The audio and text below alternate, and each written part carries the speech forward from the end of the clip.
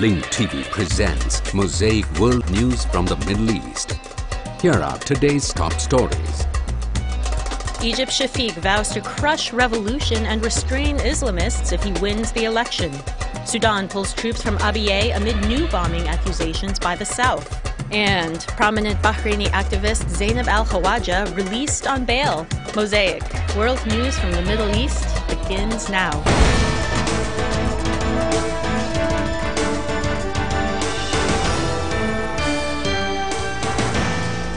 كشفت مصادر إعلامية مصرية أن المرشح الرئاسي أحمد شفيق. Egyptian media sources revealed that in a secret dialogue last week, presidential candidate Ahmed Shafiq assured American politicians that he would crush the revolutionaries and execute them if they opposed the election results, and that he would not abandon Mubarak. Newspapers also uncovered Shafiq's threats that he will deploy the army and tanks to the streets if protests erupt against him if he wins the runoff elections.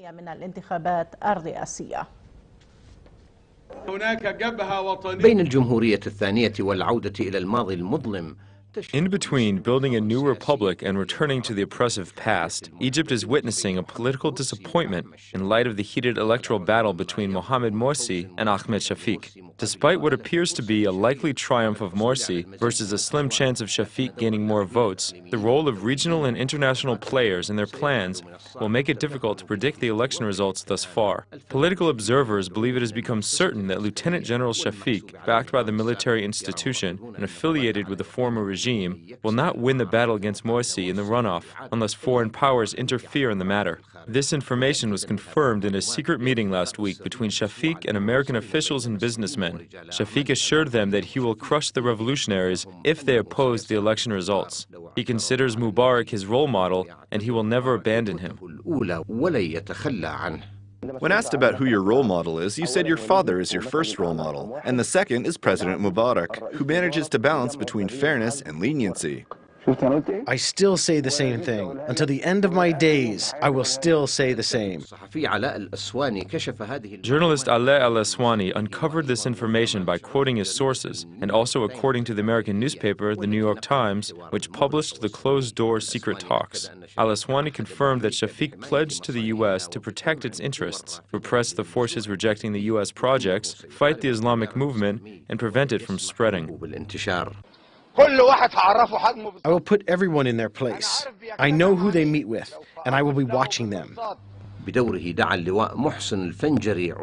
For his part, Major General Mohsen Al-Fangari, a member of the Supreme Council of Armed Forces, called on the people to question Shafiq regarding his statements, saying he will send the army and tanks into the streets to protect him if the people oppose his victory in the elections.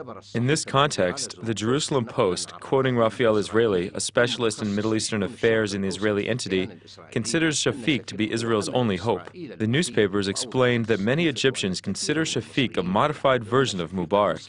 It asserted that the decision-makers in the Israeli entity view Shafiq, pragmatically and morally, as the continuation of the deposed president's alliance with Washington and what it referred to as a strategic partnership with Israel.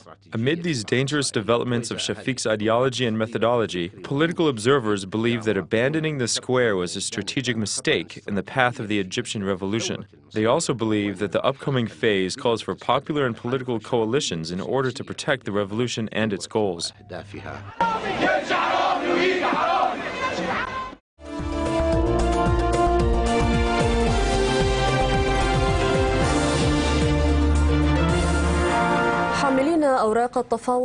The Sudanese rivals have returned to Addis Ababa amid a positive atmosphere.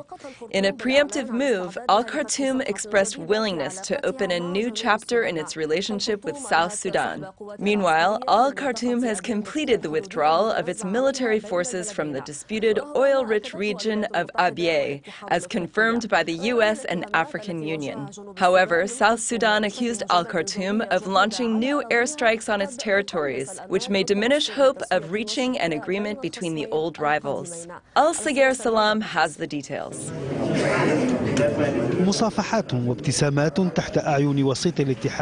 Handshakes and smiles are exchanged in Addis Ababa in the presence of African mediator Thabo Mbeki. This is how the new round of talks between the governments of al-Khartoum and Juba appeared in the Ethiopian capital, after the two countries nearly witnessed a bitter war. The negotiators of Sudan and South Sudan sat down face to face for the first time since the talks failed in a bid to find a solution to their outstanding issues, most notably the border oil-rich region of Abyei.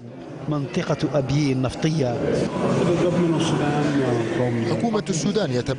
Through its public statements, the Sudanese government came to the negotiation table with preconditions. This raises concerns for us. We are here for peace. Are they here for the same reason? وتحقيق سلم دائم بين السودان ودولة جنوب. The objective of this new round of talks is to help achieve a lasting peace between Sudan and the newly established South Sudan. The two sides hope to create a platform to help bring about a peaceful coexistence between them, as mandated by the 7-point roadmap drafted by the African Union.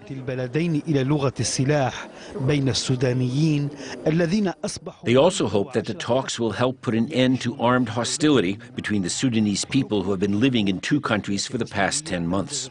In a goodwill gesture, the Sudanese government has completed the withdrawal of its military forces from the oil-rich Abyei region as confirmed by the UN.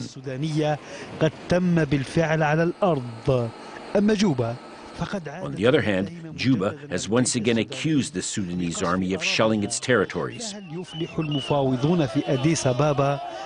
Will the negotiators in Addis Ababa be able to overcome the first obstacle on the path to finding a lasting peace and stability in the region?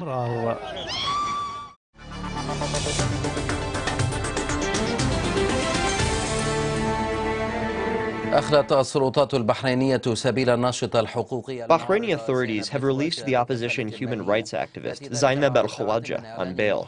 This comes hours after the attorney of Zainab's father, al-Khawaja, who was sentenced to life in prison, announced that his client decided to suspend his hunger strike after he delivered his message to the world. اعتقلت زينب الخواجة في كانون الأول ديسمبر الماضي. Zainab al-Khawaja was arrested in December 2011 after she joined opposition activists in a sit-in at the Abu Saiba roundabout on al-Badiya Street near the Bahraini capital al-Manama. She was then released only to be arrested again and sentenced to a month in prison on charges of unlawful assembly and assaulting the police. والاعتداء على شرطية. لكنه تم الإفراج أخيرا عن زينب. However, Zainab, daughter of Abdul-Hadi al-Khawaja, the Shiite activist sentenced to life in prison, was finally released on bail, according to her lawyer. بحسب محاميها. غير أن هذا الإجراء ليس نهاية المطاف بالنسبة لها. But the release is not the end of her case. Al-Khawaja is still facing 2 trials for the charges of unlawful assembly and obstructing traffic. حركة السير والمرور. أما والد زينب عبد الهادي الخواجة الذي كان رفض Zainab's father, Abdul-Hadi al-Khawaja, who refused to appear in court on Tuesday for charges of conspiracy against the regime, suspended his hunger strike on Monday. According to his wife, he had been on a hunger strike for 110 days. المحامي محمد الجيشي الذي يتولى الدفاع عن الخواجة. Al-Khawaja's defense lawyer, Mohammed al-Jaishi, said that his client decided to suspend his hunger strike because he believes the strike has achieved his most important goal, which is to draw the world's attention to the issue of detainees in Bahrain. More important than al-Khawaja's hunger strike and the detention of his daughter and other dissident activists, most notably Nabil Rajab, the small Gulf Emirate of Bahrain is still facing a wide-scale campaign of protests led by the Shiite majority against al-Khalifa rule. But so far, this campaign has not brought about what the protesters demand: democracy and political reform. Anwar Al-Ansi, BBC.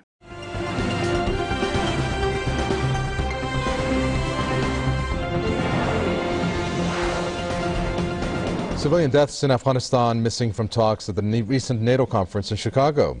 The UN envoy to Kabul is blasting the alliance for ignoring what is the most controversial issue of the U.S.-led war. Our correspondent in Kabul, Faiz Khurshid, has more.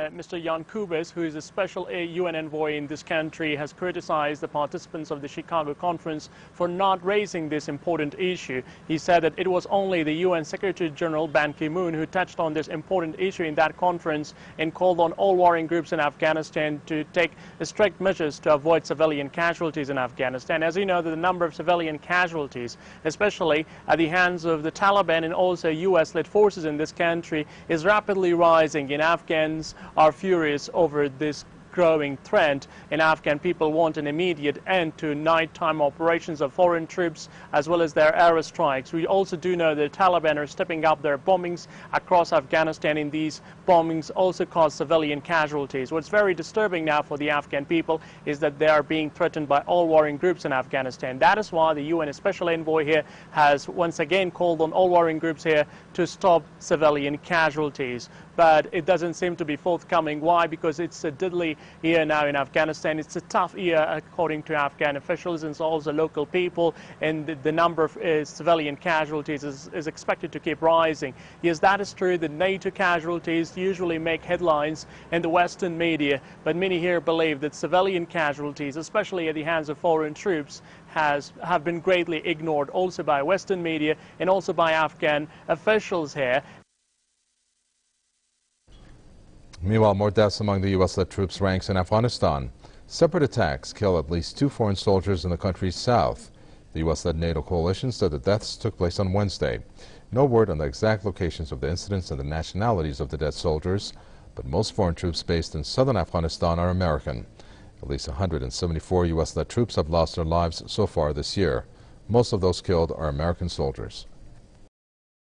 The Islamic Republic of Iran says Israel knows it will not continue to exist if it ever attacks Iran.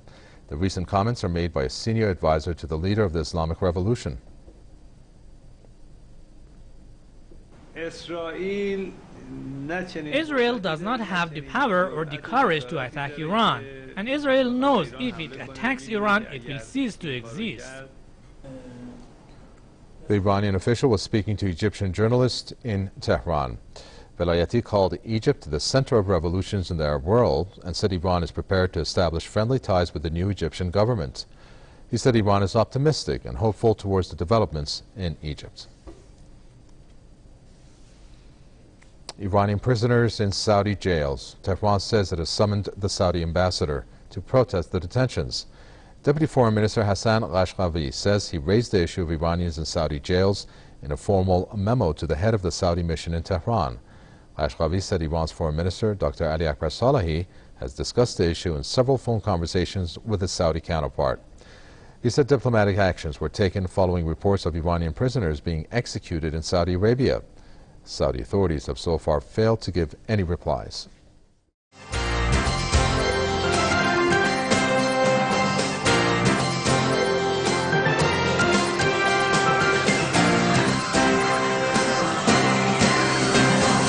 Iranian officials today admitted that a malicious computer software virus dubbed Flame has attacked the Islamic Republic.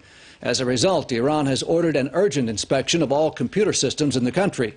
According to Iranian computer experts, the virus has caused substantial damage and the loss of massive amounts of data. They also noted that Flame was able to overcome 43 different antivirus programs.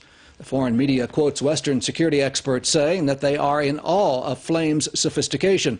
The virus effectively turns every computer it infects into the ultimate spy. Among other functions, the virus turns on PC microphones to record conversations taking place near the infected computer. It also takes screenshots, records long-distance message chats, gathers data files, and changes computer settings. The new virus was revealed by security experts from the Russian Kaspersky lab, which reports that the virus hit Iran the hardest, but was also found in Israel, the West Bank, Syria, and Sudan. The Russian lab called Flame the most vicious and complex software ever discovered. They say it may have existed for as long as 5 years before being discovered. Experts seem to agree that the program was likely engineered by a country because private hackers could not reach this level of sophistication. One of the rare examples of cyber weapon, and it actually illustrates the fact that there are some cyber warfare operations going on there secretly. One of the key features of cyber warfare, as we define it, is it's complete secretness. So nobody knows about the cyber warfare going on. This is one of the main features. Otherwise, some of operations would not be probably so successful. Government leaders in Jerusalem did not try to deflect speculation about possible Israeli involvement in the cyber attack called Flame. Vice Premier Moshe Ya'alon told Army Radio that whoever sees the Iranian nuclear threat as significant is likely to take steps to damage it. Ya'alon went on to say that Israel is blessed with sophisticated technology and has tools that open up all sorts of opportunities. Back here at home, the Foreign Ministry today held discussions on how to respond to charges filed by Turkey's Attorney General against Israeli army officers involved in the Mavi Marmara flotilla operation in 2010. The court in Istanbul authorized the issuing of arrest warrants for former IDF Chief of Staff Gabi Ashkenazi, former Navy Commander Eliezer Marom, former Air Force Intelligence Chief Abishai Levy, and former Military Intelligence Chief Amos Yadlin. The 4 officers were each indicted on charges of murdering 9 Turkish extremists aboard the Gaza-bound ship. Deputy Foreign Minister Danny Ayalon told Israel Radio that this country will defend its people and will know how to deal with the charges on a judicial as well as a political level. Ayalon also advised the Israeli officers to avoid traveling to Turkey. Foreign Ministry officials told reporters that the Turkish move was part of an attempt by Prime Minister Erdogan to sever relations between the 2 countries. Reacting to the news, Ashkenazi said he was certain that at the end of the day, common sense will prevail in Turkey, and he added that if I can no longer visit Turkey, that's a price I'm willing to pay.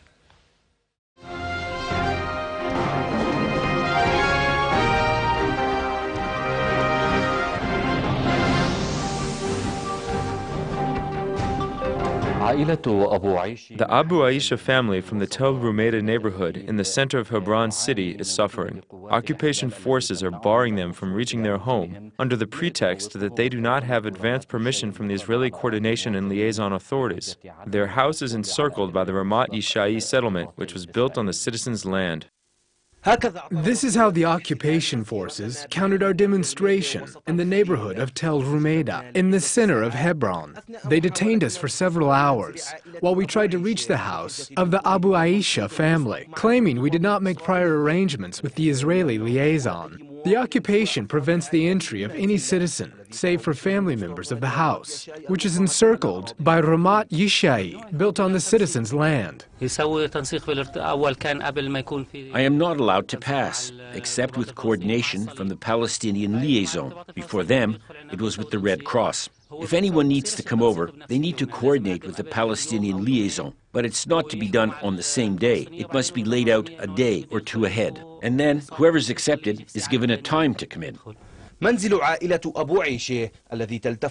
Abu Aisha family house, surrounded by 5 settlements, has become nothing but a camp for the occupation's army, which is turning it into a big prison. From the first glance, you would think that these children live inside a prison, but this is just a barbed wire fence placed there by the family, in the hope that they would be protected from rocks and garbage from these settlers who attempt to terrorize the family. As for the net, it catches rocks and garbage. But you have eggs, acid, and paint that pass through, ruin our clothes, and stain our walls. When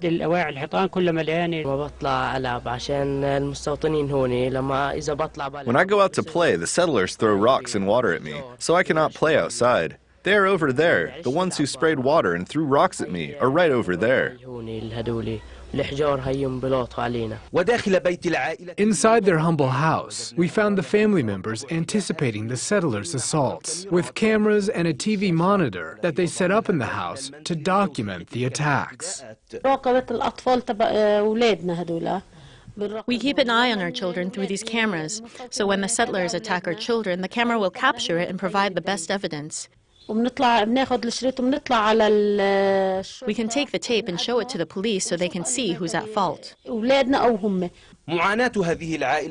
This family's suffering paints a picture of what the Palestinians are enduring in their own territory, exposing the racist and discriminatory policies adopted by the occupation. The attempts to intimidate and bait the family members cannot bend their will to remain steadfast in the house of their fathers and grandfathers. Despite the occupation and its settlers' assaults on the members of the Abu Aisha family here, the family's determination to remain a thorn in the throat of the occupation and its plans is stronger than the attacks.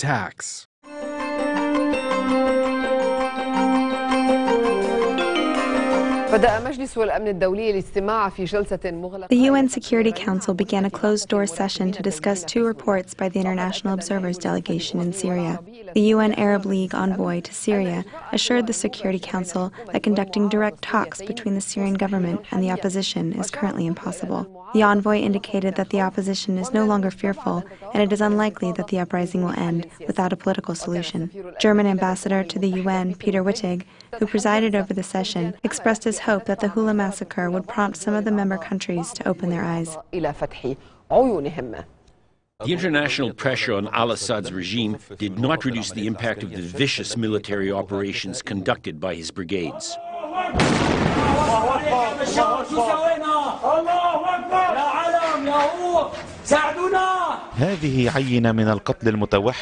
This is a sample of the brutal and severe killing of the Syrian people by al-Assad's brigades and gangs. The entire world has not deterred the Syrian regime, which has become increasingly more insurgent and brutal, from continuously and openly shelling Syrian cities and towns with light and heavy weaponry. Several cities in Old Homs and al-Rastan city in Homs province have been subjected to artillery shelling, which led to the destruction of dozens of homes in light of the deployment of military reinforcements to the al-Nozha neighborhood. According to activists, dozens of bodies arrived to the field hospital in al-Qusair in Homs as a result of the helicopter shelling of residential areas. Meanwhile, a leaked video from a member of the regime Shabiha showed the discovery of mass graves in Homs.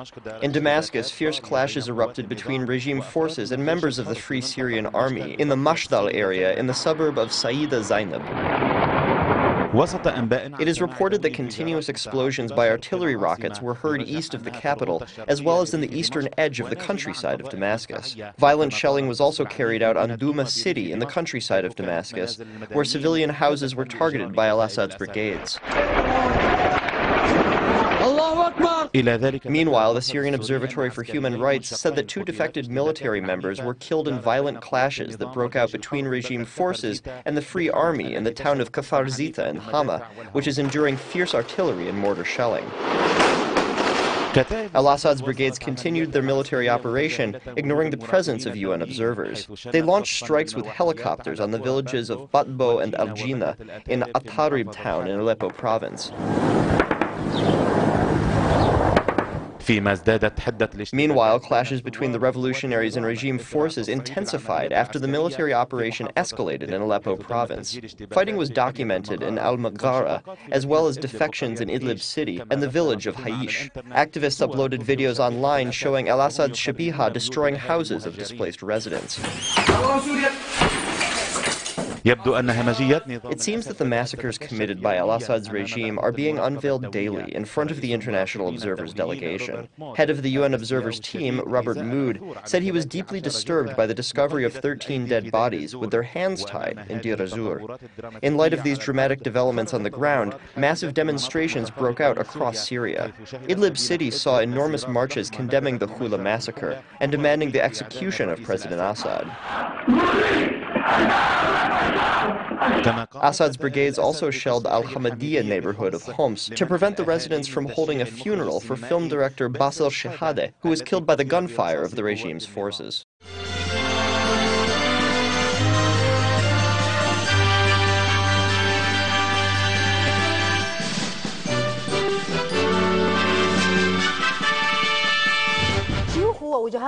Tribal sheikhs and leaders in Sa'aldin province held a demonstration in front of the provincial council's headquarters. The demonstrators expressed support for the national coalition government and called on all political parties to resolve their differences through dialogue. Iraqis called on their politicians to return to the negotiation table and resolve their differences while distancing themselves from sectarianism and cabinet quotas. Under the slogan of preserving Iraq's unity, tribal sheikhs and leaders in Salahuddin held a demonstration in front of the provincial council's headquarters. The demonstrators called on the local government to support the Baghdad federal government and preserve Iraq's unity. A dialogue is the only way to resolve the issues between political rivals. All these meetings in the local provinces should have been held in Baghdad. Everyone should participate in these meetings for the sake of the nation's interests. The objective of today's rally is to convey our message. They issued a final statement entailing their demands, which include a call for supporting the national coalition government and preserving the country's unity. The demonstrators also called for the repeal of Article 140 of the Iraqi constitution. In addition, they demanded that Kirkuk remain an Iraqi territory for all Iraqis.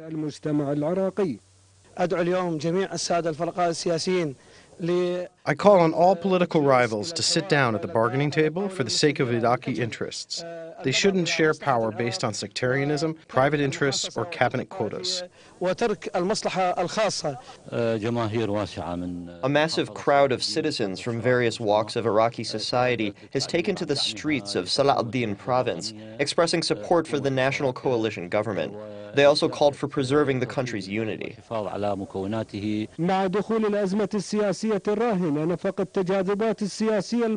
the political polarization being witnessed in the country, the Iraqi people are reaching out to their political leaders and urging them to resort to dialogue as a way to resolve their differences, as seen in this demonstration.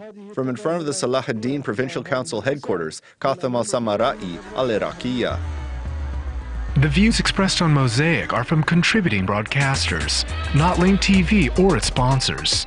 The production of Mosaic is made possible by grants from the John D. and Catherine T. MacArthur Foundation, the Wincoat Foundation, the Firedoll Foundation, and by support of viewers like you. Thank you. Watch Mosaic World News online. Stay up to date with breaking news, read our blog, get transcripts of past shows, and more at linktv.org/mosaic.